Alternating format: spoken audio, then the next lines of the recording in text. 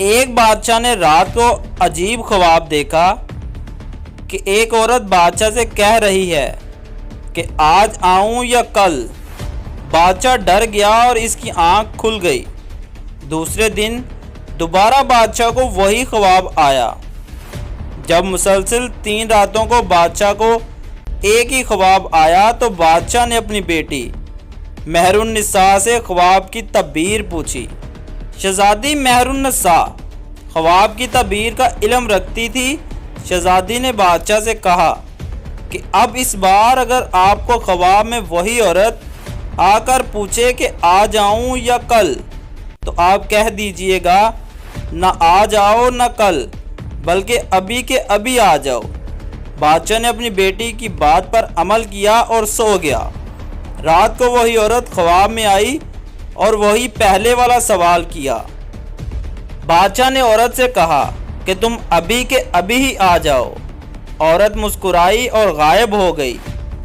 صبح بادشاہ جیسے ہی نیند سے بیدار ہوا تو ایک درباری نے بادشاہ کو اطلاع دی کہ پڑوسی ملک کے بادشاہ نے ہمارے ملک پر حملہ کر دیا ہے۔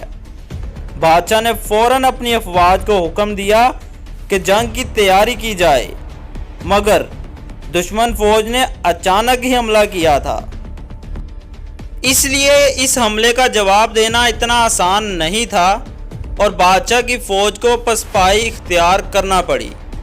جب بادشاہ کو یقین ہو گیا کہ اب شکست یقینی ہے تب اپنی بیٹی کو ساتھ لے کر جنگل کی طرف بھاگنے لگا۔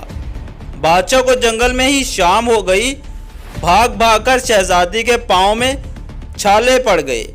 جنگل کے پار بادشاہ کو ایک گھر نظر آیا تو بادشاہ گھر کی طرف روانہ ہوا۔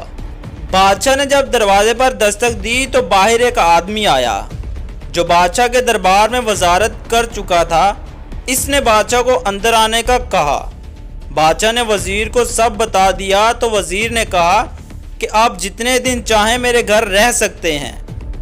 آپ کے لیے میرے اوپر احسانات ہیں اور آپ کی خدمت کر کے مجھے بہت اچھا محسوس ہوگا۔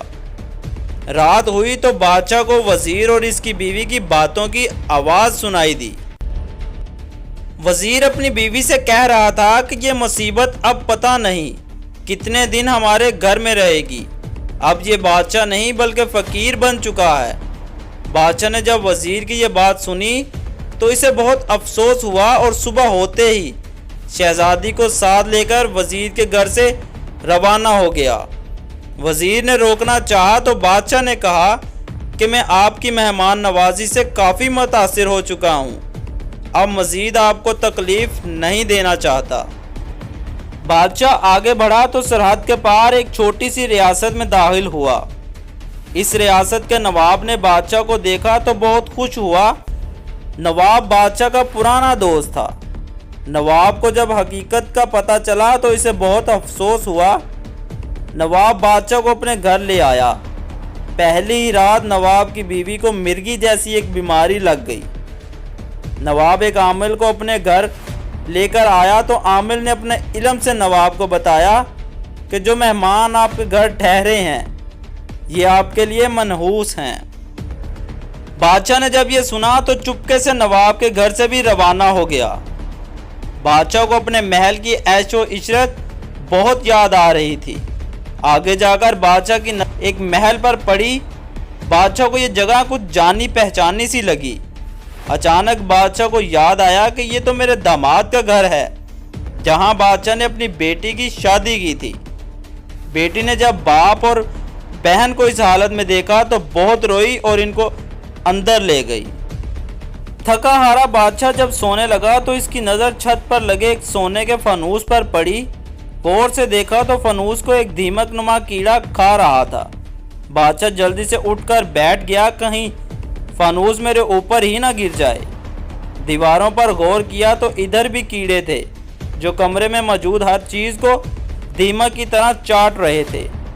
بادشاہ نے شہزادی مہر النساء کو نیند سے بیدار کیا۔ بادشاہ نے شہزادی سے کہا میں اپنی نحوست اپنی بیٹی کے گھر نہیں پھیلا سکتا، تم ادھر ہی ٹھہر جاؤ اور میں کہیں چلا جاتا ہوں۔ مگر شہزادی نے کہا میں آپ کو اکیلا نہیں چھوڑ سکتی، دونوں آدھی رات کو ہی وہاں سے روانہ ہو گئے۔ صبح کی اذان کے وقت دونوں باپ بیٹی کو ایک جھونپڑی نظر آئی جس کے اندر سے دھواں نکل رہا تھا۔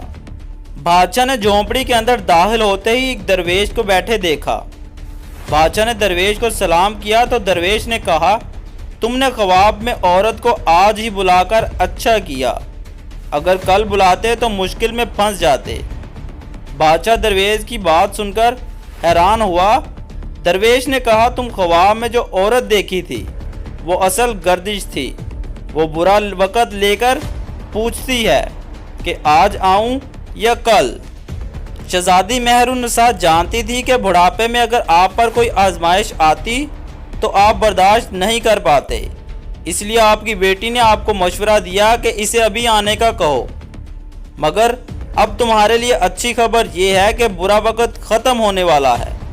آپ کے وزیر نے آپ کی فوج کو دوبارہ متحد کر لیا ہے اور دشمن فوج پر حملہ کر دیا ہے، جس کی وجہ سے دشمن فوج پیچھے ہٹنے پر مجبور ہو گئی ہے۔ وزیر آپ کی واپسی کا انتظار کر رہا ہے۔ بادشاہ یہ سن کر خوش ہوا اور خدا کا شکر ادا کیا کہ اس مشکل وقت سے نجات ملی۔ بادشاہ اور شہزادی جب محل پہنچے تو ان کا شاندار استقبال کیا گیا۔ کسی بھی مشکل گھڑی میں اگر صبر سے کام لیا جائے تو اچھا وقت بھی ضرور آتا ہے۔ مشکل وقت خدا کی طرف سے آزمائش ہوتی ہے اور مشکل کے بعد آسانی بھی ہوتی ہے۔